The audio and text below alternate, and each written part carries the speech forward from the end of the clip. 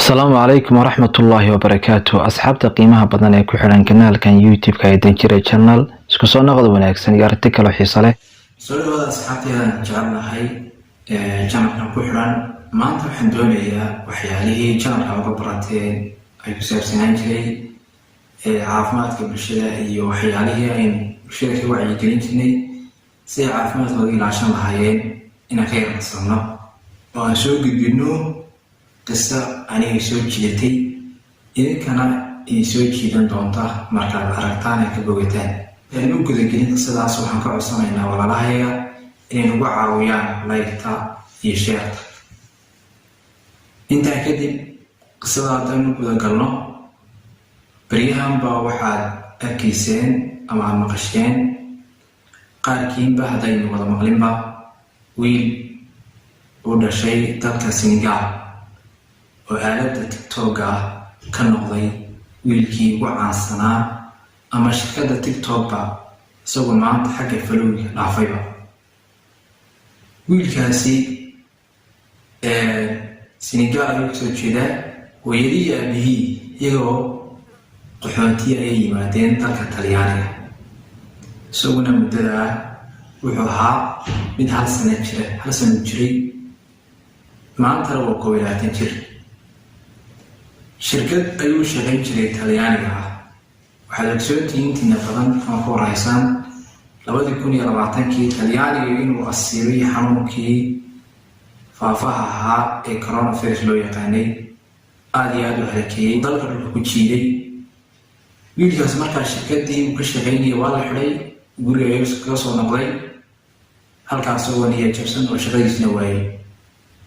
wuxuu iska bilaabay inuu game iska ciyaaro oo kusoo gudbiyo waxyaalahaas TikTok-ka kadibna aabihii ayaa dhowr jeer kula taliyay inuu shaqooyin kale raadsado oo shaqo tago una ka dhaga adeegay isagoo arrintaa ka niyad jabsan iyo shaqadiisii si u waayay uga xirantay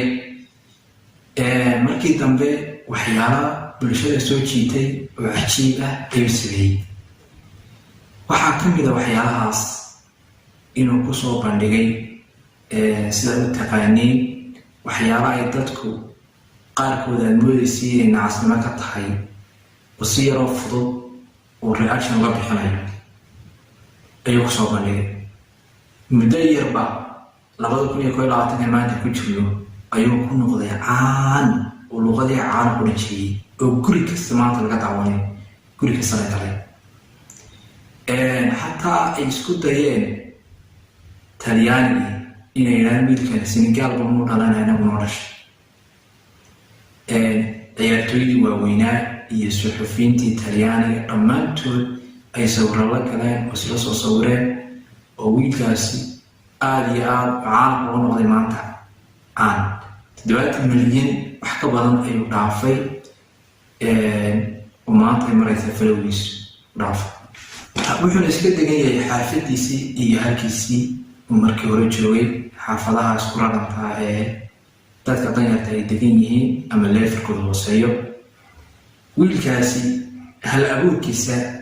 uu sameeyey oo abuurtay oo caalamka kaga yaabay waxaa ka mid ah in waxyaala qaarkood oo u baahan wax yar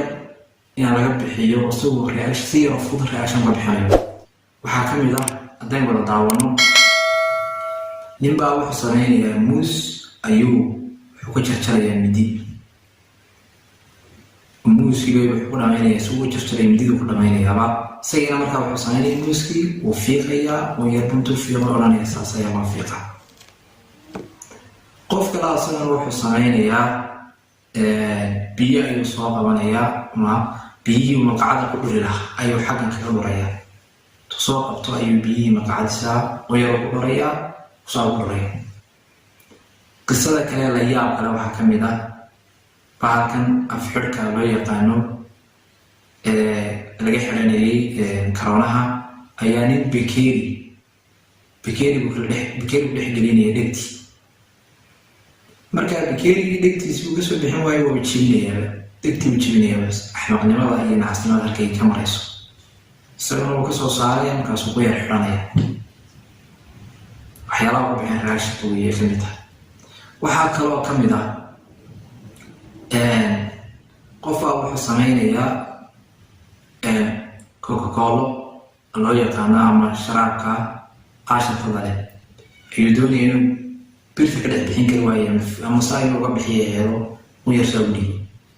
tuu sharaab ka daafjabiyo ayuu halkaa uga dhiibaya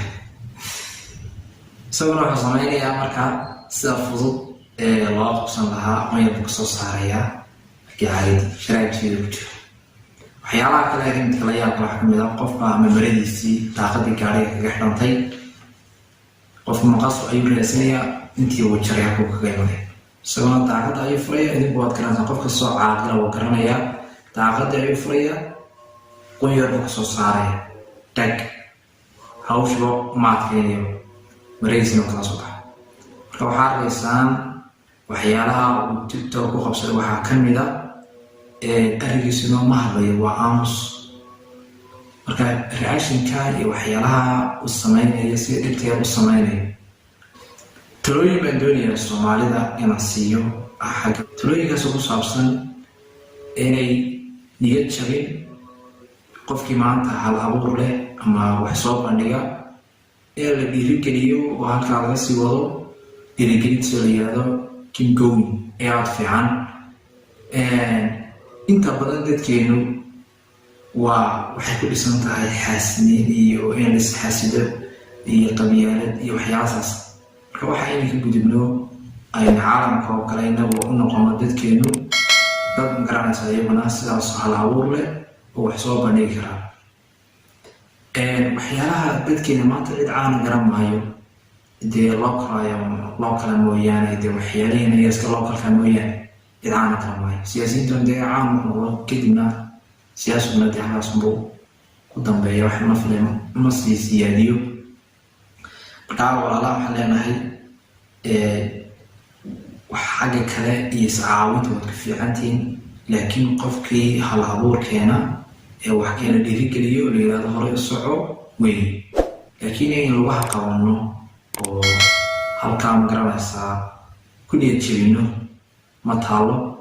markaa qof walbo maanta haddii arrinkaa xumaato